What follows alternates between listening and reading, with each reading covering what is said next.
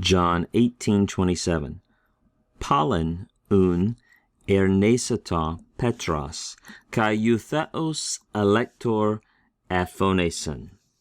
You may remember right before this, one of the servants of the chief priest, a relative of the man whose ear Peter had cut off in the garden, had questioned Peter and said, Didn't I see you in the garden with Jesus? So, again, Peter denied it, right? Implied it. He made a denying statement. And straight away, immediately, a rooster crowed. Of course, we see this is fulfilling Jesus' statement. You look back to John 13:38, and Jesus said to Peter that he would deny him 3 times before a rooster crowed. Now, interestingly, in the Synoptic Gospels, they give a few more details at this point, that Peter recalled Jesus' words, that he was cut to the heart, that he wept bitterly. John doesn't give us those details right here. Let's look at this word aphoneson.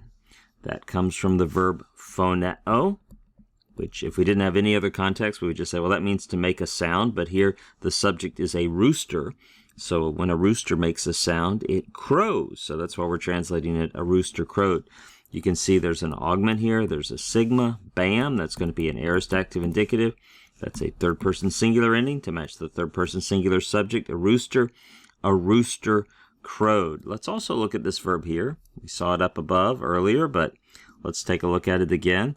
You notice there's an augment. You notice the sigma alpha. You're going to say that's going to be an aorist. This is a middle ending, aorist middle indicative. That's a third-person singular subject to match, third-person singular ending to match the third-person singular subject. This is from the verb arneomai, to deny. You can see it also is a contract verb, right? It has an epsilon ending there, so we're not surprised that lengthens to an eta before the tense formative. It ends in omai. The lexical form ends in omai. This is going to be one of those middle only or middle preference verbs, so we're not surprised we continue to find it in the middle voice.